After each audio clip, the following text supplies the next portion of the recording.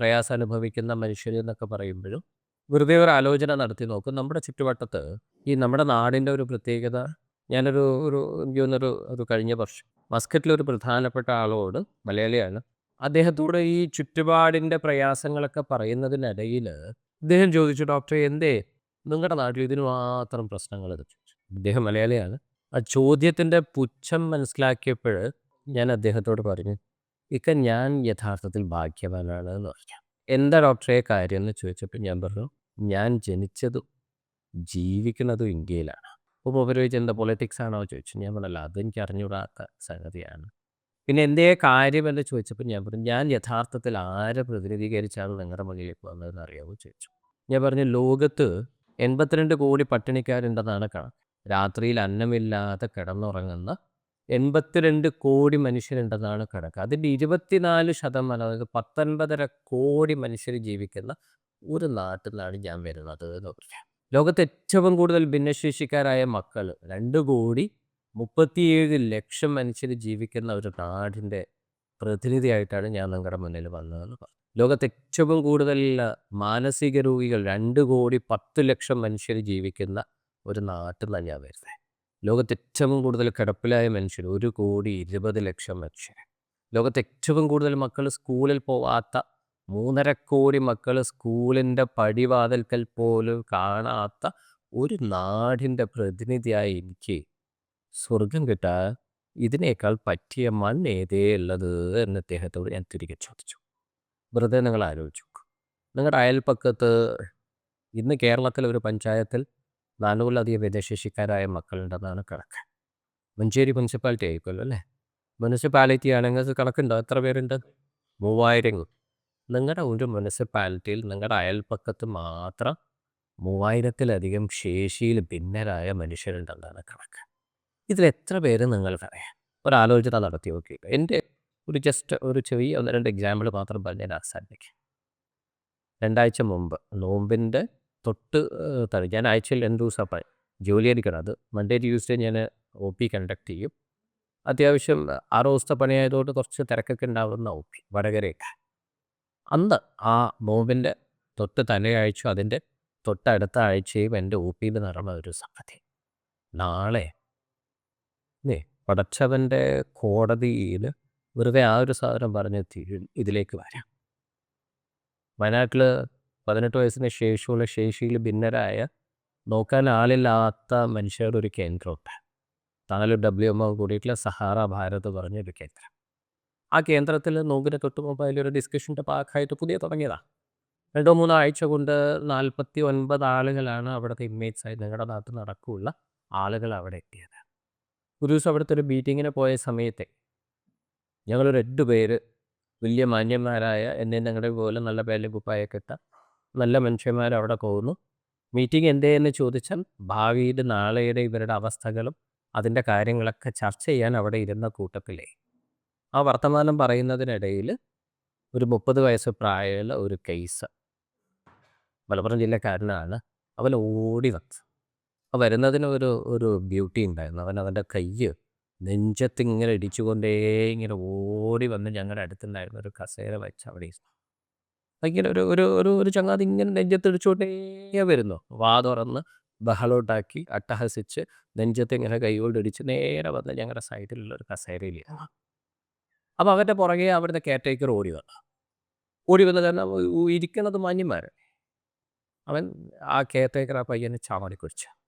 ഇങ്ങോട്ട് പോരേന്ന് പറഞ്ഞ് പിടിച്ച് വലിച്ചു. അപ്പം ഞാൻ പറഞ്ഞു, വിട്ടേക്ക്, തൊടല്ലേ എന്ന് പറഞ്ഞു. അവന് തൽക്കാലം അവിടെ നിന്ന് വിട്ടു. അപ്പോൾ നേരെ മുന്നിലുണ്ടായിരുന്ന ടേബിളിൻ്റെ മുകളിൽ ഒരു പാത്രത്തിൽ സമൂസ വെച്ചിട്ടുണ്ട്. അവൻ അവിടെ ഉണ്ടായ ആ സമൂസ മുഴുവൻ അങ്ങോട്ട് പിടിച്ചു. അത് പിടിച്ചപ്പോഴേ അടുത്ത സാറേ നിന്നോടല്ലേ പറഞ്ഞതുകൊണ്ട് ആ ചങ്ങാതി ചാടി. മിണ്ടല്ലേ എന്ന് ഞാൻ വീണ്ടും പറഞ്ഞു. അപ്പോൾ അവൻ അടുത്തൊരു സംഗതി പറഞ്ഞു. സമൂസ കഴിക്കാൻ വേണ്ടി പോയപ്പോഴേ പറഞ്ഞു, അത് പുറത്താക്കാതെ തിന്നണേ എന്ന് വീണ്ടും ടൈറ്റാക്കി. അപ്പം ഞാൻ വെറുതെ അവനെ ഒന്ന് നോക്കി. അപ്പോൾ അവൻ ഇത് കടിച്ചു. ഒരു വസ്തു അവൻ അകത്തേക്ക് പോയില്ല. അത് മുഴുവൻ പുറത്തേക്കാവും. ഇതിങ്ങനെ അങ്ങോട്ട് പുറത്തേക്ക് പോകുന്നത്. ഇതിപ്പോൾ ആ പുറത്താവുന്നതിനനുസരിച്ച് ഇയാളുടെ ചൊറി ഇങ്ങനെ ദേഷ്യം ഇങ്ങനെ കൂടി വരും. ഇത് തുടക്കം കൂടി വേണം കേട്ടോ. അത്രയായപ്പോഴും ഞാൻ പറഞ്ഞു. വീണ്ടും എന്തോന്ന് അവൻ പിടിച്ച് വലിക്കാൻ വേണ്ടി നോക്കിയപ്പോൾ ഞാൻ പറഞ്ഞു, അവിടെ ഇരിക്കുന്നു പറഞ്ഞു. അങ്ങനെ ഞങ്ങൾ 8 പേർ എന്നുള്ളത് 10 പേരായി. ആ ചങ്ങാതി ഇരുന്നു. ഈ കൂട്ടത്തിലുള്ള ഈ പയ്യനും ഇരുന്നു. അവൻ അട്ടഹസിച്ചുകൊണ്ടിരിക്കുകയാണ്. നെഞ്ചിൻകൂട്ടിനുള്ളിൽ ഇടിച്ചുകൊണ്ടിരിക്കുന്ന, നോക്കാൻ ആളില്ലാത്ത, നേരത്തെ റഫീഖ് ഡോക്ടർ പറഞ്ഞ വിഭാഗത്തിൽപ്പെട്ട ഒരു പയ്യൻ. എല്ലാവരും ഇരുന്നപ്പോഴും ഞാൻ ചോദിച്ചു, വെറുതെ ചോദിച്ചാണേ, നാളെ പടച്ചവൻ്റെ കോടതിയിൽ അവിടെ ഒരു ചോദ്യം ചെയ്യൊക്കെ വിധേയനാക്കപ്പെടുമെന്ന് ഉറച്ച ബോധ്യമുള്ള ആൾക്കാരല്ലേ ചോദിച്ചു. എല്ലാവരും പറഞ്ഞു. നാളെ രക്ഷപ്പെടുമെന്ന് ഉറപ്പുള്ള ഏതെങ്കിലും ഒരാൾ ഈ കൂട്ടത്തിലുണ്ടോ എന്ന് ചോദിച്ചു. ഞാൻ എന്നെക്കുറിച്ച് ഞാൻ പറഞ്ഞു, എനിക്ക് ഏതായാലും ഉറപ്പില്ല, കിട്ടണമെന്ന് പൂതിയുണ്ട്, പക്ഷെ ഉറപ്പില്ല എന്ന് പറഞ്ഞു. ആരും വേണ്ടിയില്ല, ആസ് യൂഷ്വൽ ആരും വേണ്ടിയില്ല. വെറുതെ അപ്പോഴും ആ കേസിൽ ഇങ്ങനെ അടിച്ചുകൊണ്ടിരിക്കുക. അവനെ ചൂണ്ടിക്കാണിച്ചിട്ട് ഞാൻ ചോദിച്ചു, ഇവൻ്റെ അവസ്ഥ എന്തായിരിക്കും എന്ന് ചോദിച്ചു. എല്ലാവരുടെ കണ്ണും വിടാം. ആ കണ്ണു വിടേണ്ടതിൻ്റെ ഉദ്ദേശം ഇതാണ്, ഇവൻ കോയിലേക്ക് ആ സ്വർഗത്തിലേക്ക് പിന്നെ ആരെയും പോവുക. സിമ്പിളാണ്. ഈ രാത്രിയിലുള്ള ഈ വൈകിട്ടത്തെ ഈ വർത്തമാനം എന്തേ എന്ന് ചോദിച്ചാൽ, രക്ഷപ്പെടുമെന്ന് ഉറപ്പുള്ള, മനുഷ്യർക്ക് വേണ്ടി രക്ഷപ്പെടുമെന്ന് ഉറപ്പില്ലാത്ത മനുഷ്യർ കാട്ടിക്കൂട്ടുന്ന ഒരു പ്രോസസ്സിൻ്റെ പേരാണ് ഈ ഇഫ്താർ. ഇന്നത്തെ ഈ മഞ്ചേരി ഇജ്ജിയോറിലുള്ള ഇഫ്താറിൻ്റെ പേര്. ഒന്ന് ആലോചിച്ച് നോക്കി, എന്തൊരു സൗന്ദര്യമുള്ള ഒരു സംഗതിയായി. രക്ഷപ്പെടുന്ന ഉറപ്പുള്ള, വെറുതെ ഞാൻ പറഞ്ഞല്ലോ, ആദ്യത്തെ സംഗതിയിലേക്ക് വരാം. ജസ്റ്റ് ഒരു 3 weeks ബാക്ക് ഞാൻ കണ്ട ആ ആ ആ ആ സ്ത്രീയുടെ ഒരു സംഗതിയിലേക്ക് വരാം.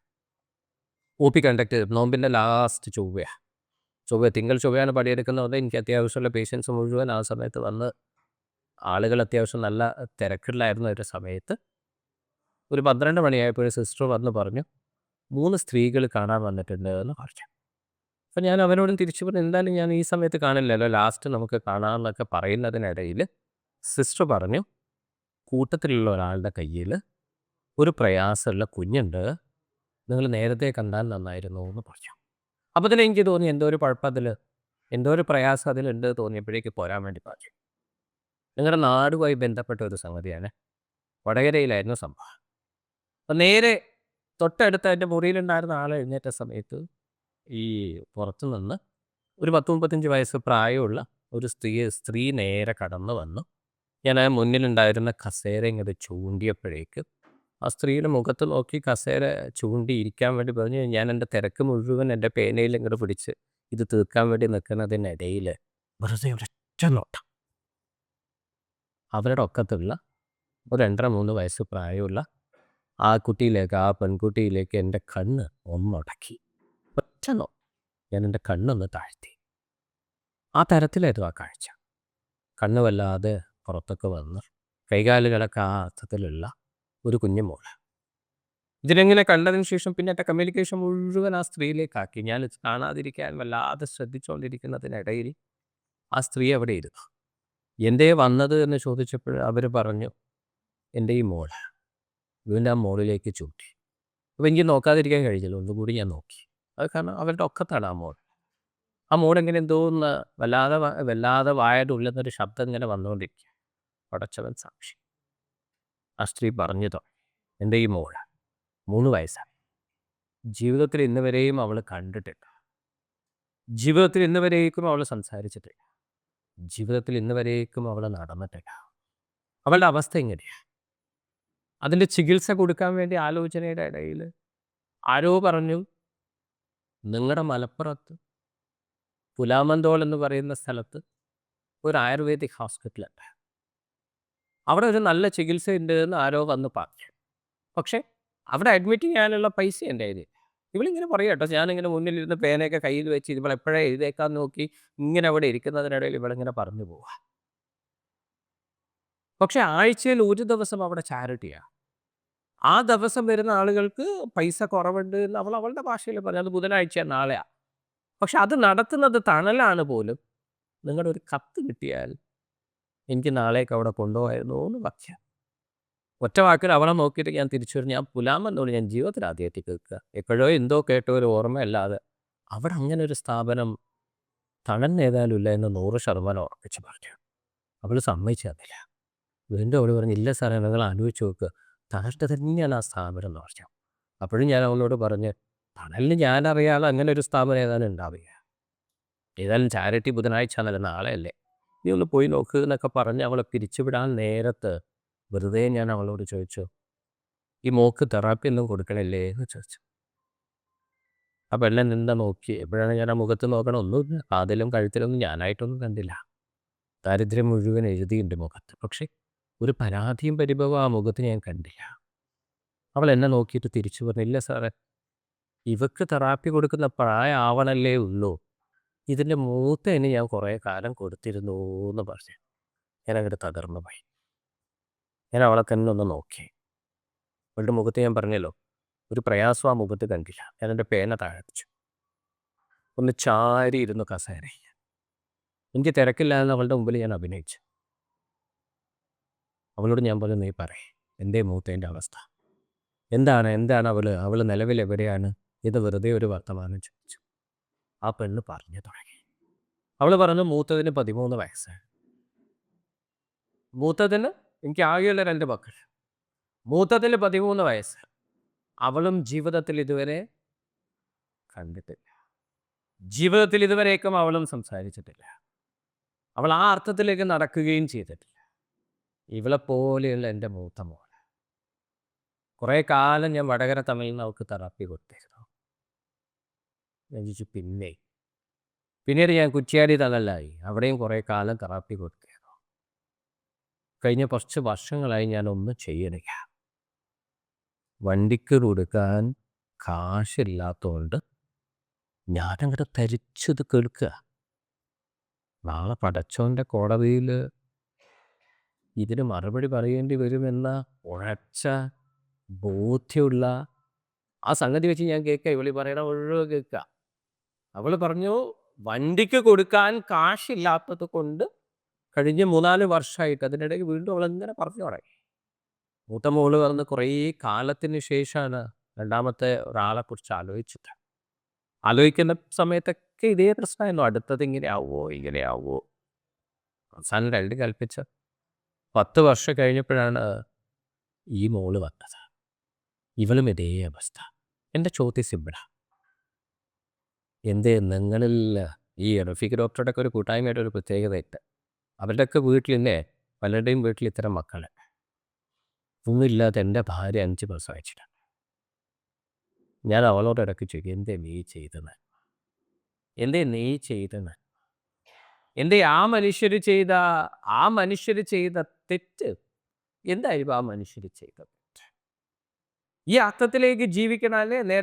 നേരത്തെ ഞാൻ ആ പെണ്ണിനോട് ഒരു വർത്താനം കേട്ടോ, പിന്നെ ലാസ്റ്റ് പറഞ്ഞത് ഇതൊക്കെ കൂടി പറഞ്ഞതിന് ശേഷം ഒരൊറ്റ വർത്തമാനം ഞാൻ അവളോട് പറഞ്ഞു. അവളോട് ഒറ്റ വായിൽ ഞാൻ അവളോട് തിരികെ പറഞ്ഞു. ഇതൊക്കെ പറഞ്ഞ് അവസാനിപ്പിച്ചതിന് ശേഷം ഞാൻ അവളോട് പറഞ്ഞു, നാളെ ബുധനല്ലേ, ഈ നാളെ തന്നെ അവിടേക്ക് പോവുക. ആ ആശുപത്രിയിൽ പോയിട്ട് അവിടുത്തെ ഡോക്ടറെ കണ്ട് അവരുടെ സംഗതികൾ മുഴുവൻ തീർത്തതിന് ശേഷം അവരോട് ചോദിക്കുക, ഇതിന് അഡ്മിറ്റ് ചെയ്തിട്ട് എത്രയാണോ അതിൻ്റെ ചെലവ് എന്ന് ചോദിച്ച്, നീ അടുത്ത ആഴ്ച ഇതേ ദിവസം എൻ്റെ അടുത്തേക്ക് വരിക. അതിന് വേണ്ട സകലമായ ചെലവ് ഞാൻ നിനക്ക് ഉണ്ടാക്കി തരാം എന്നല്ലാതെ ഞാൻ എന്തേ അവളോട് തിരിച്ചു പറയാം? എനിക്കറിയാം അവൾക്ക് വേണ്ട ചികിത്സ എന്താണെന്ന് എനിക്കറിയാം. അവൾ പറയുന്ന സംഗതി എന്താണെന്നും എനിക്കറിയാം. പക്ഷെ അതിൻ്റെ മുകളിലൊരു ചർച്ച അല്ല ഞാൻ നടത്തിയത്. ഞാൻ ആകെ ഒരു വർത്താനേ പറഞ്ഞുള്ളൂ. നീ എന്താണോ വിശ്വസിക്കുന്നത് അതിലേക്ക് എനിക്ക് ചെയ്യാൻ വേണ്ടി വരും. എന്നോട് ഐക്യദാർഢ്യം പ്രകടിപ്പിക്കാൻ ഇന്ന് നിനക്ക് കാശ് തന്നിട്ടല്ലേ പറ്റുള്ളൂ. ആ കാശ് അത് എത്ര തന്നെ ആവട്ടെ. പിറ്റേ ദിവസം അതുപോലെ അവൾ വീണ്ടും പിറ്റേ ആഴ്ച വന്നു. കഥയൊക്കെ ചോദിച്ചപ്പോൾ അവൾ പറഞ്ഞു, എല്ലാം സെറ്റാണ്. 1 മാസത്തേക്ക് മെഡിസിൻ തന്നു. നോമ്പ് കഴിഞ്ഞ ശേഷം അഡ്മിറ്റ് ചെയ്യാൻ വേണ്ടി പറഞ്ഞിട്ട് ഇത്ര പൈസ. ശരി, അതൊന്നുമല്ല എൻ്റെ വിഷയം. പക്ഷെ എൻ്റെ ചോദ്യം സിമ്പിൾ. എന്തേ നിങ്ങളുടെ ഒന്നും വീട്ടിൽ ഇത്തരത്തിലൊരു കുഞ്ഞ്? എന്തേ നിങ്ങൾ ചെയ്തത്? നേരത്തെ ഡോക്ടർ പറഞ്ഞില്ലേ, ആ പറഞ്ഞ സംഗതിയിലും കുറച്ചുകൂടി ഒരു തിരുത്തൽ. പിന്നെ 2 വർഷത്തിനിടയിൽ കേരളത്തിൽ കൊന്നു കളഞ്ഞത് 26 മക്കൾ. 26 മക്കൾ അല്ലേ? നിങ്ങൾ വളരെ ഗംഭീരമായിട്ട് പാരായണം ചെയ്യുന്ന ഈ ഒരു പരിശുദ്ധ മാസത്തിൽ വെറുതെ നിങ്ങൾ ആലോചിച്ച് നോക്ക്.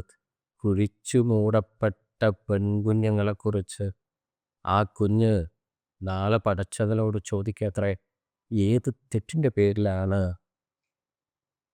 ഞാൻ കൊല ചെയ്യപ്പെട്ടത് എന്ന് ചോദിക്കുമ്പോൾ ആ ലെവലിലേക്കൊന്ന് തിരിച്ചു വരിക്കും.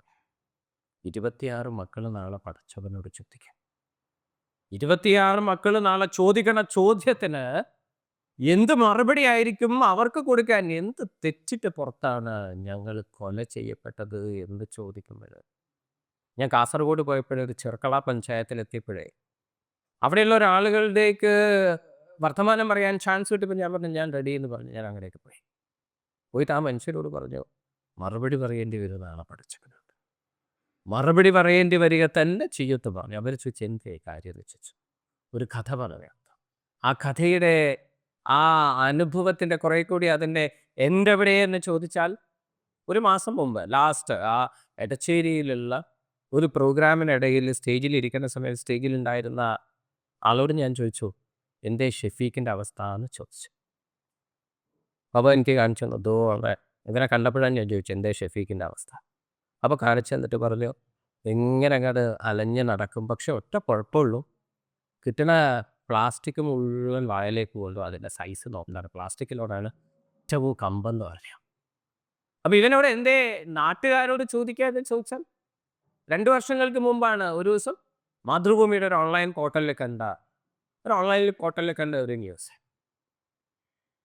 ഒരു ഉമ്മയും മകനും, ഉമ്മ നിലവിളിക്കണോ, മാനസിക രോഗിയായ ഉമ്മ, ആരോരും തിരിഞ്ഞു നോക്കാത്ത ഒരു സ്ത്രീ നിലവിളിക്കണോ, ആരെങ്കിലൊക്കെ വന്ന് ഞങ്ങൾ രണ്ടുപേരും അങ്ങോട്ട് കൊന്നെരിയും എന്നുള്ളതാണ് അവരുടെ വർത്തമാനം. എനിക്ക് അയാൾ അയച്ചു തന്നിട്ട് പറഞ്ഞു ഇടപെടാവോ ചോദിച്ചു. ഞാൻ നിങ്ങളെ പോലെ ആ ഭാഗത്ത് എനിക്ക് അറിയുന്ന ഒരാൾക്ക് അയച്ചു കൊടുത്തിട്ട് പറഞ്ഞു ഒന്ന് ഇടപെട്ട് നോക്ക്, അർജൻറ്റായിട്ട് റിപ്പോർട്ട് തരികയെന്ന് പറഞ്ഞു. 2 മണിക്കൂർ കഴിഞ്ഞപ്പോഴേക്കും എൻ്റെ ഫോണിലേക്ക് വീഡിയോ ആ റിപ്പോർട്ടൊക്കെ വന്നു.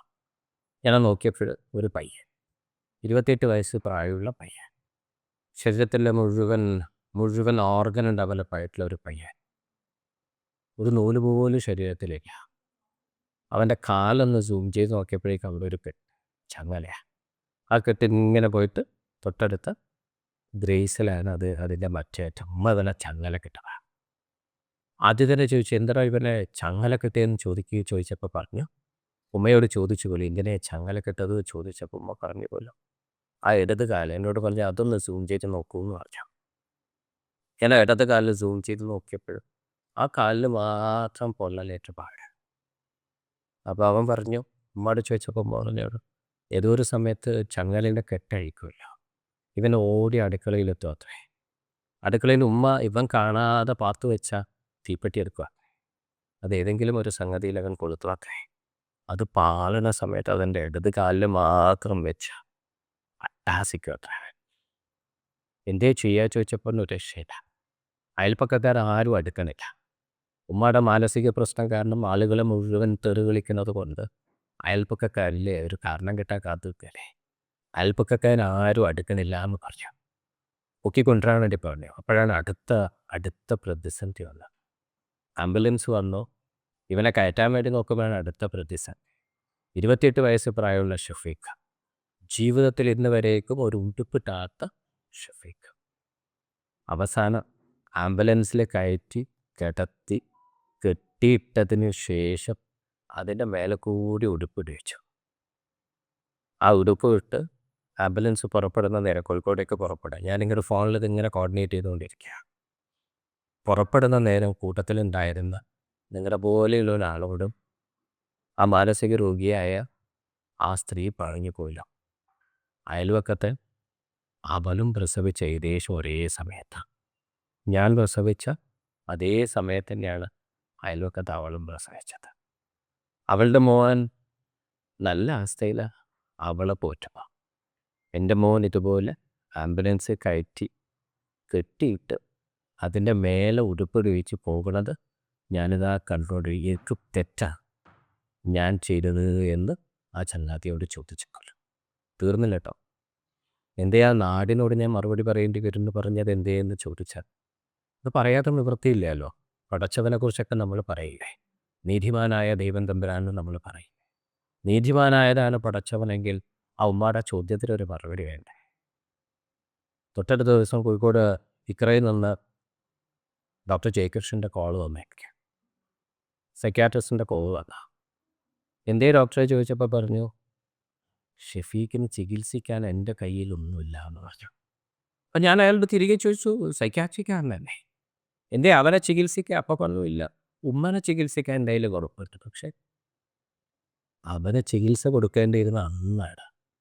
28 വർഷങ്ങൾക്ക് മുമ്പായിരുന്നു അവന് ചികിത്സ കൊടുക്കേണ്ടിയിരുന്നത്. ഇന്ന് ആ പണിയൊന്നും ചെയ്യാതെ 28 കൊല്ലം കഴിഞ്ഞ് എന്നോട് ചികിത്സിക്കാൻ പറഞ്ഞാൽ എൻ്റെ കയ്യിൽ വക്കപ്പില്ല. ഞാൻ ചോദിച്ചു പിന്നെ എന്തേ ചെയ്യുക? നിവൃത്തിയില്ല. തണലിലേക്ക് കൊണ്ടുപോകാൻ അവസ്ഥയാണ്. 3 ദിവസം അത്യാവശ്യം എന്തൊക്കെയോ സംഗതിയൊക്കെ ചെയ്ത് 4-ാമത്തെ ദിവസം തണലിലേക്ക് മാറ്റി. 2 ആഴ്ച കഴിഞ്ഞപ്പോൾ അവിടെയുള്ള ആളോട് ഞാൻ ചോദിച്ചു എങ്ങനെയുണ്ട് ഷെഫീക്ക് ചോദിച്ചപ്പോൾ എനിക്കൊരു വീഡിയോ ഇട്ടാക്കാം. എൻ്റെ ഫോണിലേക്കൊരു വീഡിയോ. ആ വീഡിയോ നോക്കുന്ന സമയത്ത് ഒരു നല്ല നീല ലുങ്കിയും അതിൻ്റെ മുകളിൽ ഒരു നീല ഒരു ടീഷർട്ടൊക്കെ ഇട്ട് ഈ പയ്യൻ ഒരു കട്ടിലിൽ നിന്ന് അടുത്ത കട്ടിലിലേക്ക് കുരങ്ങൻ ചാടണ പോലെ ചാടി ചാടി ചാടി പോകണ ഒരു വീഡിയോ അവൻ എനിക്കിട്ട. ഞാൻ പറയുന്ന സംഗതി ഈ പയ്യനെയാണ് ഒരു മാസം മുമ്പ് ഞാൻ എടച്ചേരി പോയ സമയത്ത് കണ്ടത്. കണ്ടപ്പോൾ അവരോട് ചോദിച്ചു എന്തേ അവൻ്റെ അവസ്ഥ ചോദിച്ചപ്പോൾ പറഞ്ഞു പുറത്തിരുന്ന് ഓടി നടക്കുന്ന അതിൻ്റെ ഉള്ളിലുള്ള ഏറ്റവും സന്തോഷമുള്ള ആ പയ്യൻ പക്ഷെ കാണുന്ന സകല പ്ലാസ്റ്റിക്കും അതിൻ്റെ വലുപ്പം നോക്കാതെ വായിലേക്ക് ഇട്ട് കൊണ്ടുപോകണം. തിരിച്ചറിവ് എവിടെയെന്ന് ചോദിച്ചാൽ വൈകാരികമായി വർത്തമാനം പറയുക എന്നല്ല കേട്ടോ എൻ്റെ അജണ്ട. തിരിച്ചറിവ് എവിടെയെന്ന് ചോദിച്ചാൽ ഏറ്റവും നല്ല കളിക്കാരൻ ആരെയും ചോദിച്ചാൽ ഞാൻ പറയും സാക്ഷാൽ പഠിച്ചത്. ഒരു സംശയം വേണ്ട. ഏറ്റവും നല്ല അല്ലേ പഠിച്ചവനെ കുറിച്ച് തന്നെ പറയട്ടെ. എനിക്കാണ് ഏറ്റവും വളവ് പഠിച്ചവൻ പറയുന്നത്. ആളുകൾ അവരുടെ തന്ത്രം പ്രയോഗിക്കട്ടെ. ഏറ്റവും വലിയ തന്ത്രശാലി ഞാനാണെന്ന് പഠിച്ചവൻ പരിചയപ്പെടുത്തിയ പോലെ എൻ്റെ ഇത്രയേറെ മനുഷ്യർ ഈ പറയുന്ന അർത്ഥത്തിലേക്ക് ഞാൻ ഒരു സംശയമില്ലാതെ വളരെ കൃത്യമായിട്ട് എനിക്ക് പറയാൻ പറ്റുന്ന ഒരു സംഗതി റെമഡിയില്ലാത്ത ഒരു സംഗതിയും ദൈവം തമ്പുരാൻ ഈ ലോകത്ത് സൃഷ്ടിച്ചിട്ടില്ല. സൊല്യൂഷൻ ഇല്ലാത്ത ഒരു സംഗതിയും സൃഷ്ടിച്ചിട്ടില്ല. സൊല്യൂഷൻ എന്തേ എന്ന് ചോദിക്കുമ്പോഴാണ് അതിൻ്റെ തിരിച്ചറിവില്ല. ഈ പറയുന്ന മനുഷ്യർക്കുള്ള തിരിച്ചറിവ് എന്തേ എന്ന് ചോദിച്ചാൽ അദ്ദേഹം എക്സാമ്പിളാണ്. തിരിച്ചറിവ് എന്തേ എന്ന് ചോദിച്ചാൽ അദ്ദേഹത്തിൻ്റെ കൂടെ നിൽക്കാൻ നിങ്ങൾ ഉണ്ടാവുക എന്നുള്ളത് മാത്രമാണ് അതിൻ്റെ തിരിച്ചറിവ്. ഇദ്ദേഹത്തിൻ്റെ കൂടെ നിൽക്കാൻ നിങ്ങൾ ഉണ്ടായിരുന്നുവെങ്കിൽ അദ്ദേഹം നിങ്ങളെക്കാൾ ഉഷാറായി ജീവിക്കും. അല്ലേ? ജീവിക്കുന്നുണ്ടോ? സുന്ദരാണ്. ഒരു സംശയമില്ലാത്ത ഒരു സംഗതി. അവിടെയാണ് ഞാൻ പറഞ്ഞത് റെമഡി ഇല്ലാത്ത ഒരു സംഗതിയും പഠിച്ചവൻ ഉണ്ടാക്കിയിട്ടില്ല. റെമഡി എന്തേ എന്നുള്ളത് മാത്രമാണ് ചോദ്യം. ഈ മക്കളുടെ വിഷയത്തിൽ ഒരു കാലത്ത് ഇവർ കാഴ്ചവസ്തുക്കളായിരുന്നു. തിരിച്ചറിവ് അവിടെയാണ്. നേരത്തെ ഇവരുടെ വിഷയത്തിൽ ഇടപെട്ടാൽ ഒരു സംശയം വേണ്ട, അതിൽ മെജോറിറ്റിയെ നോർമൽ ലൈഫിലേക്ക് കൊണ്ടുപോകാൻ വേണ്ടി നിങ്ങൾക്ക് പറ്റും. പ്രൊവൈഡഡ് നിങ്ങൾ നേരത്തെ ഇടപെടാം. അങ്ങനെ ഇടപെടാൻ നിങ്ങൾക്ക് കഴിഞ്ഞാൽ ആ ഇടപെടലിൻ്റെ വകുപ്പുകളാണ് ഞാൻ പറയുന്നത്. അത് ഏതോ അർത്ഥത്തിൽ ഒരു ഔദാര്യത്തിൻ്റെ ഇടപെടലല്ല. അല്ലേ? വിശുദ്ധ വേദഗ്രന്ഥം പാരായണം ചെയ്യുന്ന തീരാറായ സമയമായി പറയണേ പാരായണം ചെയ്യുന്ന മനുഷ്യരല്ലേ ഞാനും നിങ്ങളൊക്കെ. വേദഗ്രന്ഥത്തിൽ ഏറ്റവും ബ്യൂട്ടിഫുൾ ആയിട്ടുള്ള ഒരു വേർഷൻ ഇതേ എന്ന് ചോദിച്ചാൽ ഞാൻ പറയും എൻ്റെയൊക്കെ ജീവിതത്തെ തന്നെ മാറ്റിമറിച്ച ഒരു സൂക്തം ഏതേ എന്ന് ചോദിച്ചാൽ ഞാൻ പറയും അത് സൂറത്തുൽ മാഊനാണ്. ഈ പറയുന്ന വർത്തമാനം, ഈ പറയുന്ന പ്രവൃത്തി, ഈ പറയുന്ന റഫീഖ് ഡോക്ടർമാർ ചെയ്യുന്ന പണിയുടെ എന്താണ് അതിൻ്റെ അർത്ഥം എന്ന് ചോദിച്ചാൽ ഒന്ന് നിങ്ങൾ കൂട്ടി വായിക്കേണ്ടത് ഞാൻ നേരത്തെ പറഞ്ഞ റെമഡി ഇല്ലാത്ത സൊല്യൂഷൻ ഇല്ലാത്ത ഒരു സംഗതിയും സൃഷ്ടിച്ചിട്ടില്ല എന്ന തിരിച്ചറിവും അതിൻ്റെ കൂടെയാണ് ഈ പറയുന്ന മനുഷ്യരുടെ കൂടെ നിൽക്കുക എന്ന് പറയുന്നത് അതേതോ അർത്ഥത്തിൽ ഒരു ഔദാര്യമല്ല എന്ന് പറയുന്ന ഒരു അർത്ഥമാണ്. ആലോചിച്ച് നോക്കൂ. അല്ലേ? ഞാൻ എൻ്റെ ജീവിതത്തെ ഏറ്റവും ഗംഭീരമായി സ്വാധീനിച്ച ഞാൻ പറയും ആ വേദഗ്രന്ഥത്തിന് ഏറ്റവും ബ്യൂട്ടിഫുൾ ആയിട്ടുള്ള മതത്തെ പറയാതെ പറഞ്ഞൊരു വർത്തമാനമാണ് അത്. നീ ഏത് മതവിഭാഗത്തിൽപ്പെട്ടവനാണ് എന്ന് പറയാതെ പറഞ്ഞൊരു വർത്തമാനം. ദൈവത്തെ കളവാക്കിയവനെ നീ കണ്ടുവോ എന്ന് ചോദിച്ചൊരു ചോദ്യം ചോദിക്കണേട്ടെ. അതിന് ശേഷം അവൻ്റെ 2 പ്രത്യേകത പറഞ്ഞു. അവൻ 5 നേരം കുമ്പിടാത്തവനാണ് എന്നല്ല കേട്ടോ പറഞ്ഞത്. അല്ലെങ്കിൽ അവൻ പട്ടിണി കിടക്കാത്തവനാണ് എന്നും അല്ല അവൻ്റെ പ്രത്യേകതയായിട്ട് പറഞ്ഞത് അവൻ അനാഥനെ ആട്ടിയെ കെട്ടുന്നവൻ. കേട്ടാൽ നമുക്ക് മനസ്സിലാവുന്ന ഒരു സംഗതിയാണ് അനാഥനെ ആട്ടിയെ കെട്ടുക എന്ന് പറഞ്ഞത്. രണ്ടാമത് പറഞ്ഞതാണ് ഞാൻ പറഞ്ഞ എൻ്റെ ജീവിതത്തെ ഏറ്റവും കൂടുതൽ സ്വാധീനിച്ച ആ വേദഗ്രന്ഥത്തിൽ എൻ്റെ ഭാഷയിൽ ഏറ്റവും സൗന്ദര്യമുള്ള ഒരു പ്രയോഗം ഏതേ എന്ന് ചോദിച്ചാൽ മതത്തെ കളവാക്കിയവൻ്റെ പ്രത്യേകത അവൻ അഗതിക്ക്, അതായത് പ്രയാസമുള്ളവന് അവൻ്റെ, അതായത് അങ്ങനെയാണ് പറഞ്ഞത്, അവൻ്റെ ഭക്ഷണം കൊടുക്കാൻ, അങ്ങനെയാട്ടോ പറഞ്ഞത്. അവന് കൊടുക്കാൻ എന്നല്ല പറഞ്ഞത്. അവന് കൊടുക്കാനാണെങ്കിൽ അത് ഔദാര്യമാവുമായിരുന്നു. അതിന് പകരം പറഞ്ഞത് അവൻ്റെ ഭക്ഷണം കൊടുക്കാൻ പ്രേരിപ്പിക്കാത്തവനാണെന്നാണ് പറഞ്ഞത്. അതായത് നിങ്ങൾ ഇലുവിന്റെ പേരിലുള്ള പണിയെടുക്കാത്തവരല്ലാതെ ഇലുവിന് കാശ് കൊണ്ടു കൊടുക്കാത്തവനാണ് എന്നല്ല പറഞ്ഞത്. ആ അർത്ഥത്തിലുള്ള ഇടപെടൽ നടത്താൻ നിങ്ങൾ ആലോചിച്ച് നോക്കി. ഇദ്ദേഹം ഇതിന്റെ കൂട്ടത്തിൽ ഇപ്പം ഞാനത് അവസാനിപ്പിക്കാൻ ഇദ്ദേഹം പറഞ്ഞു, വരുന്ന സമയത്ത് എന്തേ ഇതിന്റെ അവസ്ഥ എന്ന് ചോദിച്ചപ്പോൾ പറഞ്ഞു 200 മക്കൾക്ക് ഇപ്പം നിലവിൽ തെറപ്പി കൊടുക്കുന്നുണ്ട് അവിടെ. പക്ഷെ 100-ലധികം കുട്ടികൾ പുറത്തുണ്ട് അത്രേ. നിങ്ങൾ ജീവിച്ചിരിക്കെ നിങ്ങളുടെ അയൽപ്പക്കത്തുള്ള 100-ലധികം മക്കൾ ഒരു സൗകര്യം പോലും ഇല്ലാത്തത് കൊണ്ട് മാത്രം പുറത്തിരിക്കേണ്ടി വരുന്ന അവസ്ഥ നിങ്ങൾ ആലോചിച്ചു. നാളെ എവിടെ കൊണ്ടുവച്ച് നിങ്ങൾ മറുപടി പറയും? ഒന്ന് ആലോചിച്ച് നോക്കൂ. നിങ്ങളുടെ പട്ടിണിയാണോ നാളെ ദൈവത്തിലേക്ക് എത്തുക? നിങ്ങളുടെ ആരാധകനുകളാണോ എത്തുക എന്ന് ചോദിച്ചാൽ ഒരു സംശയം വേണ്ട. മനുഷ്യനെ പ്രയാസപ്പെടുന്ന മനുഷ്യരെ ഇദ്ദേഹം നേരത്തെ പറഞ്ഞതുപോലെ ചേർത്ത് പിടിക്കാൻ, ഇന്നലെ ചേർത്ത് പിടിക്കൽ നിങ്ങൾക്ക് വളരെ കൃത്യമായി ഈ ഒരു ടീമിന്റെ പ്രത്യേകത മുന്നിൽ നിൽക്കുന്ന ഡോക്ടർ റഫീഖ് ആവട്ടെ, ബാക്കിയുള്ള ആളുകളാവട്ടെ, വളരെ കൃത്യമായ തിരിച്ചറിവുള്ള ഈ മനുഷ്യർക്ക് വേണ്ട സൗകര്യങ്ങൾ ഏത് അർത്ഥത്തിലാണ് ചെയ്യേണ്ടത് എന്ന തിരിച്ചറിവ് നന്നായുള്ള ആ മനുഷ്യരാണ് ഇതിനെ ലീഡ് ചെയ്യുന്നത്. അതുകൊണ്ട് അവസാനിപ്പിക്കുന്നത് എന്തേ എന്ന് ചോദിച്ചാൽ ഇതിനെ സാധ്യതയാക്കി മാറ്റുക. നിങ്ങളുടെ സ്വർഗം അതിനുള്ളിലുണ്ട് എന്ന തിരിച്ചറിവിന് പുറത്ത്, നിങ്ങളുടെ സ്വർഗം അതിനുള്ളിലുണ്ട് എന്ന തിരിച്ചറിവിന് പുറത്ത് അതിൻ്റെ കൂടെ നിൽക്കാനും അതിനെ ചേർത്ത് പിടിക്കാനും ഔദാര്യമായിട്ടല്ല കേട്ടോ, അവരുടെ അവകാശമായിട്ട്, നിങ്ങളുടെ ബാധ്യതയായിട്ട്. ആ അർത്ഥത്തിലേക്ക് എന്തുകൊണ്ട് ഇലു വാലി പൂർത്തിയാവുന്നില്ല എന്ന് ചോദിച്ചപ്പോൾ പറയാതെ ഒരു സംഗതി പറഞ്ഞു, കാശില്ലാത്തതാണ് പറഞ്ഞു. എന്തേ 100 കുട്ടികൾ പുറത്തായി എന്ന് ചോദിച്ചപ്പോൾ ബൈബിൾക്ക് റഫീഖ് ഡോക്ടർ പറഞ്ഞോ, സൗകര്യം ഇല്ലാത്തതുകൊണ്ടാണെന്ന് പറഞ്ഞു. കൂടുതലൊന്നും ഞാൻ പറയുന്നില്ല. നിങ്ങളുടെ കയ്യിൽ പടച്ചവൻ നൽകിയതുണ്ട്. ഇത് സമ്പത്തായിട്ടുണ്ട്, സമയമായിട്ടുണ്ട്, നല്ല മനസ്സായിട്ടുണ്ട്. ഏത് കൊടുത്തിട്ടാണ് ഇത് ഫില്ല് ചെയ്യേണ്ടത് എന്ന് മാത്രം ആലോചിച്ചുകൊണ്ട് ഈ പ്രോസസ്സിനെ പൂർത്തിയാക്കാൻ ഇവരുടെ കരങ്ങൾക്ക് ശക്തി പകരാൻ, അതിലൂടെ നിങ്ങളുടെ ജീവിത വിജയത്തിലേക്ക് ഒരാലോചനകൾ നടത്താൻ ഈ ഒരു സമയം അതിന് പ്രാപ്തമാവട്ടെ എന്ന് മാത്രം ആശംസിച്ചുകൊണ്ടും, എല്ലാ അർത്ഥത്തിലും ഇലു വാലി അടുത്ത വർഷം ആയുസ്സുണ്ടെങ്കിൽ ഇവിടെ വരുന്ന സമയത്ത് ഇലു വാലിയിൽ വെച്ച് പ്രോഗ്രാം നടത്താൻ കഴിയട്ടെ എന്ന് കൂടി ആശംസിച്ചുകൊണ്ട് നിർത്തട്ടെ. സമയം